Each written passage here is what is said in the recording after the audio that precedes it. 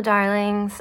It's BB, and I'm coming to you not feeling my best, but I'm okay. I'm not sick that I know of, I don't think, other than maybe a sinus infection, which is something that I deal with like all the time. I just have cramps and I'm tired, and I took some anxiety medication at like 3:30 in the morning, and so now it's probably 2 and I still feel groggy, but I slept in today. I've never used this Spolia reading cloth before, and I got it because I think I backed the Kickstarter. If I didn't back the Kickstarter, then I bought the deck with this on the website when it was still out.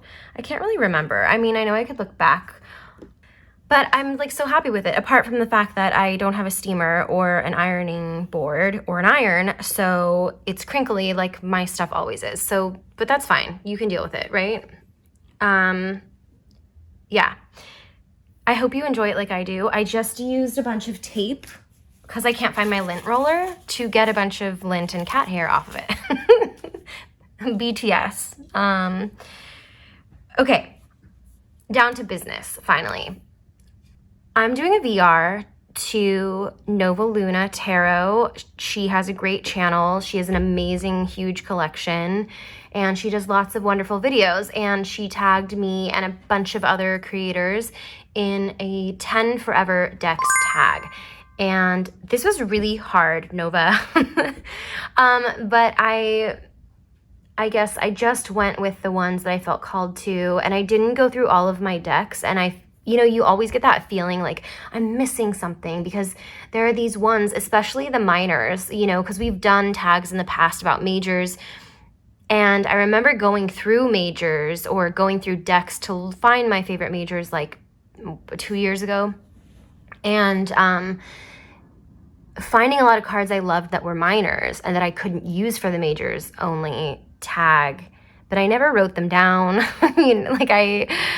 And this is more than that. So if this is 10, it's just like things that feel like personally like reflect you or call to you, however people interpret it. Nova kept it, pretty open.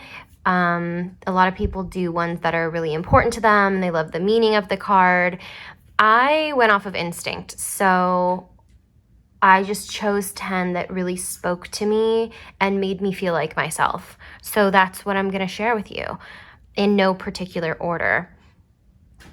And I reserve the right to change my mind if I've left something out, or if I have like forgotten to look through a deck that maybe could have served this purpose. That being said, I know that since probably the beginning of my channel, I've talked about how I'm into astrology. So since the time I saw the like one tarot deck for each zodiac sign, which is so cute because that I'm bringing this up actually, because Maureen at Waves of Your Soul just did an update to that, which is so fun. I love when people do that, because I always have this like regret after like a year after I do a tag, like, oh, if I had like this deck when I did that tag. So I love that people revive tags that they've already done after a while, Okay, back to what I was talking about. I have wanted to do a birth chart tag for a really long time. I never pulled the trigger, and now other people have done birth chart tags, and I'm sure I wasn't the first person to think of it either, and I think that's so great. But the thing that like holds me back is I just feel like the decks that maybe are perfect for it haven't been created yet or something. I don't know. I'm always kind of hesitant to make the video because I feel like I'm setting something in stone. And I also want to do it in a more in-depth way that like incorporates the houses and things like that. So I think maybe 2024, I will pull the trigger on that. Wow, this has become like the biggest intro ever. I'll put chapters so you can fast forward if this isn't interesting to you. But this is 10 Forever cards. Let's go. My first card is in the deck, the Lioness Oracle Tarot, and it is the Nine of Pentacles. It's interesting too because I found that I really ended up picking cards that were my favorite cards, and it's kind of like the chicken and the egg thing. Like, is the Nine of Pentacles one of my favorite cards? Or like you'll see other cards in here like, let's see, the Star, the Two of Cups, the Lovers, you know, things like that. Do I like the card because I like the imagery, or do I like the imagery because I like the message of the card? Or do they really just go hand in hand? Because the imagery is like a visual representation of what the meaning of the card is, right? So this is an incredible Nine of Pentacles, and it really puts me in the feeling of the meaning of the card. It puts me in like an art space, a vintage space, kind of like this glamorous, luxurious space that I really, really adore. This is a deck that I've talked about. I really also love the borders on it and the font. It's very specific, and I think that it works specifically with this artwork. I don't know. I just really dig it. The colors in this are really rich. Pearls are these just like pearls on pearls on pearls. It's really incredible. And jewels. I've always really loved jewels, jewelry, pearls. Pearls are my birthstone. I love the red velvet lining in this, you know, treasure box or jewelry box. I love this figure here.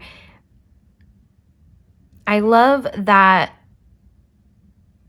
I see him as a he, but I love him that he's like nude, and he's like has this golden skin tone, and he's reclining, and he's comfortable, but he seems thoughtful. And I don't know, there's just something about this that makes me feel very cozy, and it's kind of aspirational too. But I think maybe most, if not all of my favorite cards are aspirational, if not nostalgic in some way at the same time. Okay, so this is number 1. Not just 1 of 10, like not in any countdown, like I said. The Nine of Pentacles from the Lioness Oracle Tarot. The next card I have, these are all amazing backs. I wonder if that's going to be a theme in this video or not, but I love this back. This is the Deva Tarot. This is a newer acquisition. I purchased this from Astral Lady Tarot. And I chose the Princess of Swords. So I'm a Gemini, I'm an air sign. My, I guess, home suit is the air suit or the swords. And, you know, growing up in the 90s and sorry if my camera is moving. It's kitten time.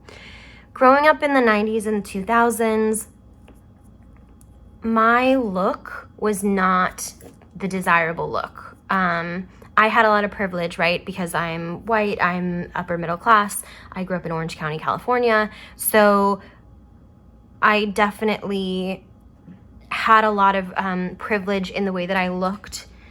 I was small, you know, those types of things that like the patriarchy like values and things like that. But when it came to pop culture stars and things like that, I was very, very fair. In high school, people would always tell me I needed a tan. Like kids my age would tell me I needed a tan, and maybe adults sometimes too. It was very odd. It was a weird time in the world. And also like models and pop stars and things like that didn't really have my body type. And this just kind of represents to me like myself, you know, and like this princess is in her power, and she's wielding this sword, and she's so strong and like flexible. And I know I'm saying like flexible because she's like physically flexible, but like what it means to me is like she's adaptable, right? Like she's figuratively flexible. She's mutable. just like a Gemini is. But this, it's so nice to see, like, everyone has their own insecurities or the ways that they feel like they didn't fit in. Like, I think every single person, you know, physically, whether they looked like, you know, Jennifer Lopez in the early 2000s, I'm like trying to think of like who was like, what was the cool thing, you know, or like Carmen Electra was really big when I was in high school, things like that. But to see things reflected that look like themselves is just so validating and uplifting in ways that like just don't compare to anything else. And that's really something that I love about, you know, we have a long way to go when it comes to representation in media, but I'm seeing more and more really amazingly like cast TV shows and movies, as well as stories that involve people's experiences, like marginalized people of my country or of other countries, or even just like anybody, you know, of different countries. So it's not just so, you know, Western focused. And that's really cool. You know, like I remember when Encanto came out and there were all these like viral TikToks that were showing children who looked just like the child characters of Encanto singing along to it or crying because they just were so happy that they finally saw someone who looked like them on TV. So I'm definitely not comparing like my experience to that. I'm kind of illustrating how everyone can have a moment where they feel seen, and that can be in any, you know, in anywhere, like any place and at any time. And this, I just see myself in this, and I see like my true inner self. I hope that makes sense. I love when tarot can show us ourselves. People with different bodies are all being shown in the tarot nowadays, and that's great. I'm lucky because I probably get more chance to see myself in tarot than most. But this feels like a reminder of my capabilities and my power. I am a Princess of Swords. It feels very personal. So this was from the Deva Tarot, the Princess of Swords. That was my number 2. Number 3 is from the Tiger Tarot. I think we've hit our first hurdle. I am not a huge fan of these backs, but I'm a huge fan of this deck. And the Tower, for all of its devastation or surprise or failure even, or pain, is always a really beautiful card. I really do like the Tower as a card, and usually it's art in most decks. I'm not super picky about the Tower, but I know when I like it and I know when I don't, which is kind of like how it goes for kind of every card. This one challenges me because it doesn't have the same definition as the traditional Rider-Waite-Smith Tower. I read the description in the book that comes with this deck, and essentially this figure here is walking up to the top of the tower to achieve whatever goal they're going for, right? But they have a long way to go, and they're so embroiled in maybe the hardship or the work and focus it takes, and like maybe even just the obstacles, right? They don't notice this tiger over here in this green robe, kind of peaceful and wise and coming down and having already made the climb.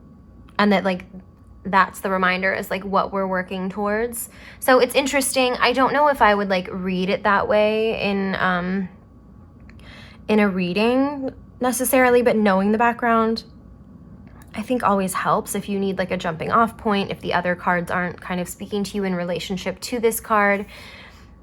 But the art is just so stunning. It's so perfect. I've like come to realize that like I don't necessarily want something busier than this.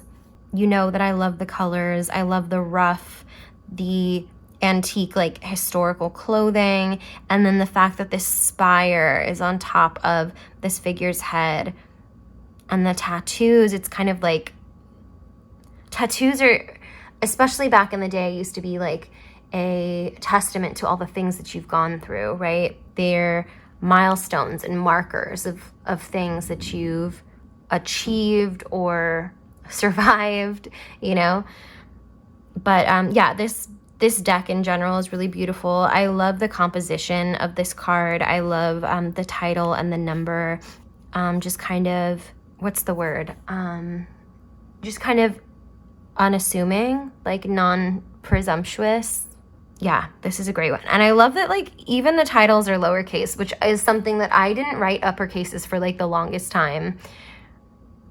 But yeah, this definitely speaks to me in a way that very few cards do. This is the Tower from the Tiger Tarot. Card number 4 is from the Aquamarine Collage Tarot, and it's the Star. And this is one of 2 stars that I'm going to be featuring in this video. I did not do that on purpose. This, I can't really describe. I've talked a lot about this deck before. I love the gold stars. Stars are something that I've always thought were very beautiful and captivating. I love the fact that there's this use of sea stars and this pier here, or dock really, and that this is some like fisherman's like village. Looks like it's a little harbor, very European. And this sculpture here with the light. This whole thing reminds me of a kind of more romantic, warmer version of the Little Mermaid sculpture in Copenhagen. And so maybe that's why I really like it for, you know, one reason. I just think this is so gorgeous. And this whole deck does such a good job of showing like vintage, or, I mean, I guess it's vintage. I don't really want to say that because a lot of it's from like my childhood, but it is what it is. But yeah, there's just an ambiance, there's an aura to her cards, and this one, it just feels so good. It feels like myself, but like an adventure at the same time.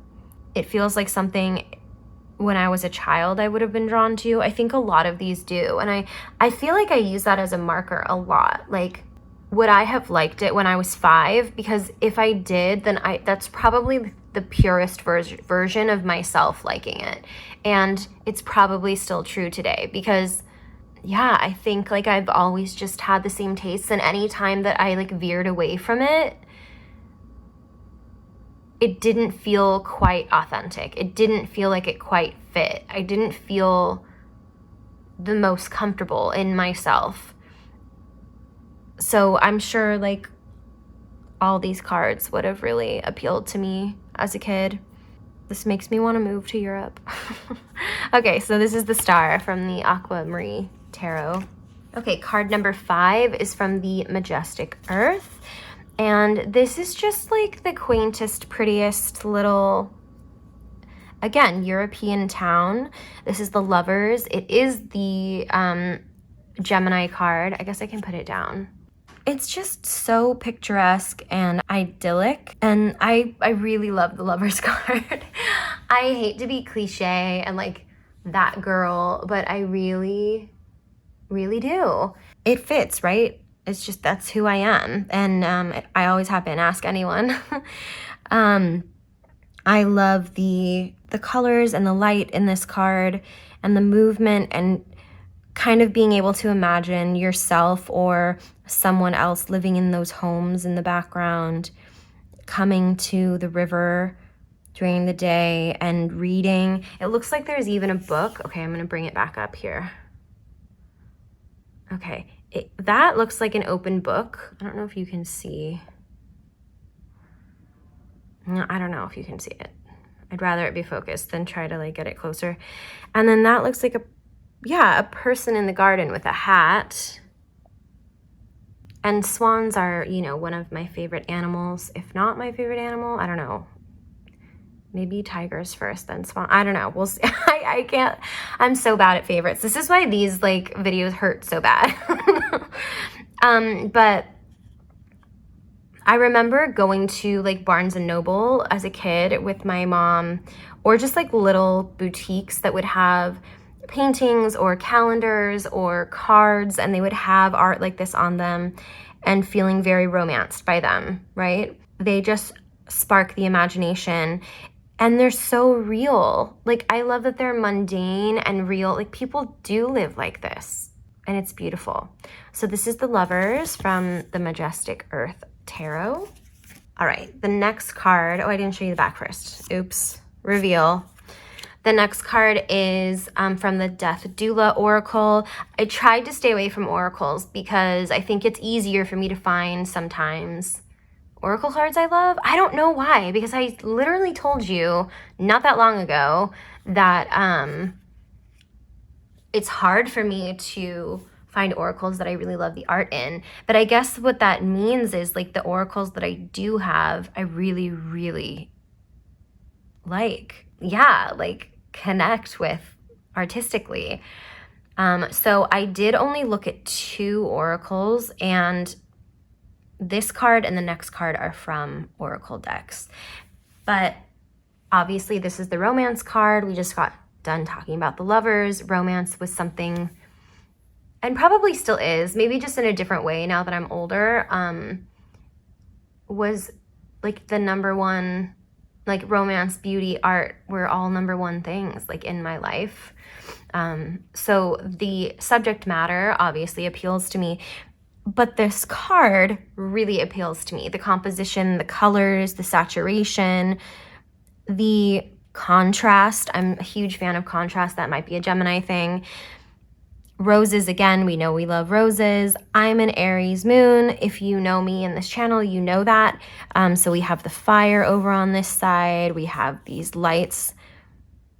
I don't even know what this is, but it ends up looking kind of like a mouth. This looks like a lip and like teeth with a gap in them. I have a gap in my teeth. So I love that. And then it almost, I know this is a double exposure, but it almost looks like someone's kind of rolling down a car window to reveal all of this, which is really interesting. Like, this is inside of the car, and you can see on the outside of the car is like the reflection of the outside world. Yeah, there's something about like the gold again, and like the entire composition, not just the photography, but the tactile sensation of how matte it is, the font, the foiling, the framing of the image itself. It brings up a lot, and it definitely feels true to self. You know, this is kind of self-explanatory, but please romanticize your life.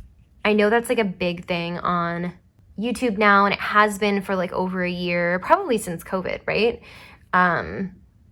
But yeah, please romanticize your life. It doesn't have to be with a partner. It doesn't have to be about lust or romantic love or anything like that. It can just be about you. It can be about your day-to-day. It can be about your pets, about your family, anything, about work, about your art, about your thoughts. Like how you drink coffee in the morning or how you go to the gym, whatever. Like, you can just romanticize everything. So I really love this, and I feel visually represented too. This is the romance card from the Death Doula Oracle. All right, the next card is from the Love Oracle of Eden, and it had to be the Sensuality card. You knew I had to put a mermaid in here. This is probably one of the best, if not the best, mermaid card I've ever seen in my life. The fact that this person's sensuality is coming from themselves, they have the mirror up to themselves and they're admiring themselves, is so important because it's so hard sometimes, you know? But beyond that, again, I guess we've realized that BB loves like like a 1990s like magazine font and a little bit of gold foil and like a white or cream border, but it is what it is. The glitter, like these paillettes here, that's what these, like when they're big round sequins, they're called paillettes.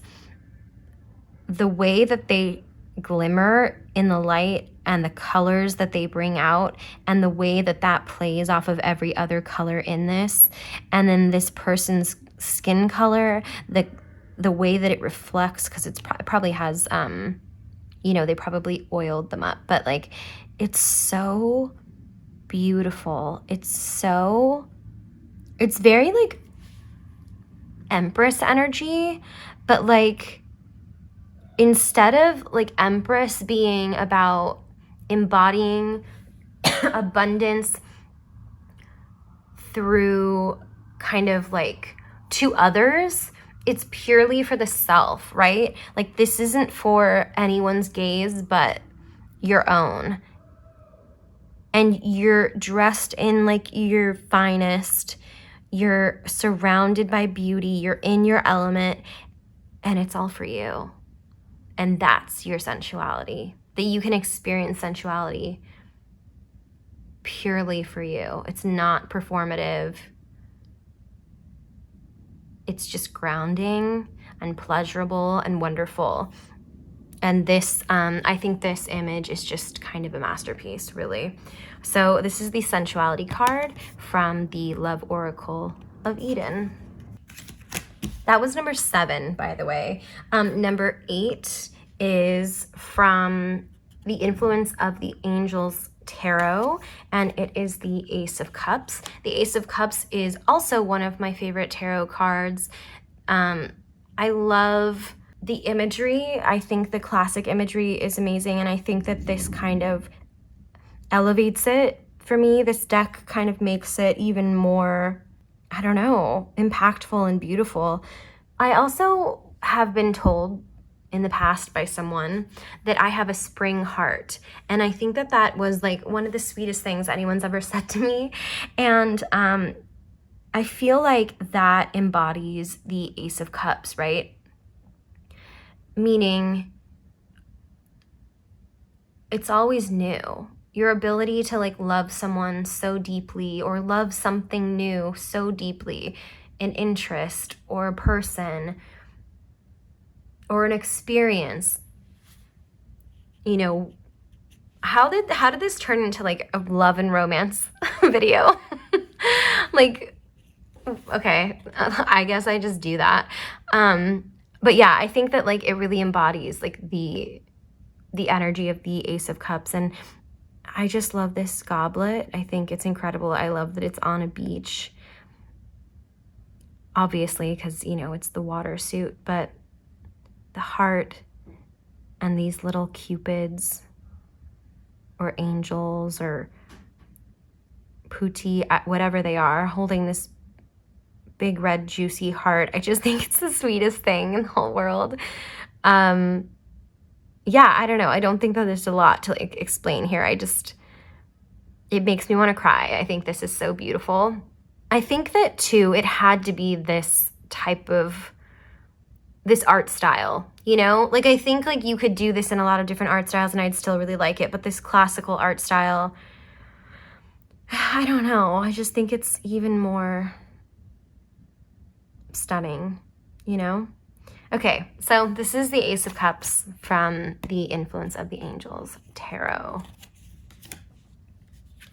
Number 9 is from the Telesma Tarot,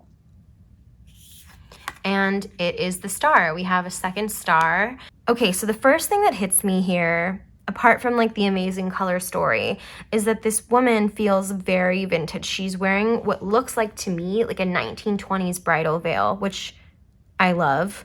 It reminds me of kind of not the color story, but the woman reminds me of a the Little Mermaid movie, like that was Russian from like the 70s. She has like an innocence to her. Again, we have a sea star.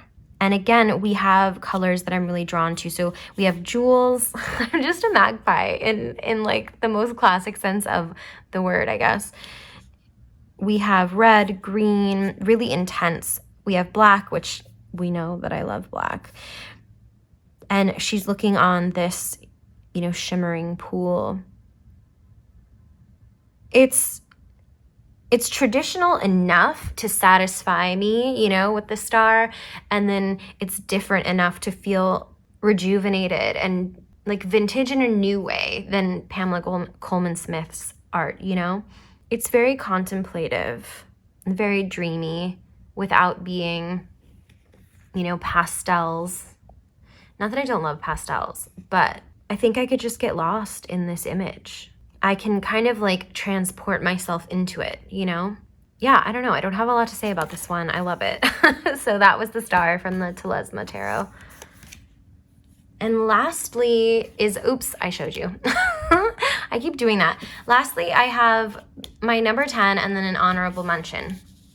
So this is the, oh, I'm gonna butcher this. And I'm gonna do a walkthrough too. And I'm really sorry to the creator because I have been following the creation of this deck for so long, and I'm so happy it's here. P.S. This is like my all-time favorite back of any deck. Yeah, I just think it's perfect and gorgeous, and I don't know, fight me. Okay, my number 10, let's get to it. It was really hard to choose. I chose 2 other cards first, but I feel like this one spoke to me the most, not necessarily visually, because I think every card almost in this deck speaks to me visually. It spoke to me the most when it comes to the meaning. And it's the Magician. Yet another Gemini card. Hello? I mean, come on, people. This is wonderful. Like I can't be anything other than myself. I really can't. This is spectacular. I will talk more about this deck, so I'm not going to ramble too much about how I feel and the emotions it brings up in me. I'm very emotional right now. I told you I had cramps, you guys, so please just bear with me. This is such a beautiful representation of having all of the knowledge and tools that you need to get through it, or to create the thing, or to level up and become the person that you always wanted to be, and that you are the creator. And the vintage aspect of this deck hits in a way that no other deck I've ever seen does. It is a certain time frame and a certain art style that I cherish so much. I think that this will be a workhorse of a deck for me. So that's my number 10, the Magician from the Habitat Trom Tarot. I don't know if I said the name. I feel like I told you I was going to butcher it. I did. Please tell me how to pronounce it if you know. Okay, so then I have one. I had to do an honorable mention. Okay. It's the 10 of Pentacles. And again, it's still in this same era. In my head, this deck, the era is like the 20s through the 40s. And that era is really special to me, appeals to me in a lot of ways, always has, especially when it comes to kind of all like day-to-day type of things, right? Like, so when it comes to architecture, interior design, when it comes to hair, makeup, clothing, it just felt like home always. And to have the 10 of Pentacles, which is such a beautiful card and something that is in my personal goals. It's in my ultimate wish list for my life. It's in my bucket list, however you want to spell it out. But if this were my home and I built my life there, I would be the happiest woman in the world. And I don't get to see things like this very often. And I wish I had this deck when I did my, what was it? What was the tag? Card House, Dream House, Card House. I don't remember. I'll put it in, I'll link it. But this is it. This is the house. Yeah, the Habitat Trom, please stay tuned because I will be doing a video dedicated to this deck because it's very, very special and probably my favorite deck right now. I'm obsessed. So yeah, those were my 10 forever cards. I super hope that you enjoyed that. And I do have memberships right now on my channel. If you have requests about videos or members only content, I'm really open to that. I'd love to offer more for you guys. And I just want to say thank you as always. Please like and subscribe if you have not already. I'd love to hear your thoughts on these cards. What are your favorite cards in the tarot? I feel like I hit most, if not all of mine unintentionally, but I guess that's just how it goes, right? I want to thank you for being here. Thanks for being curious. Thanks for being my friend. And my mom's coming. I gotta go.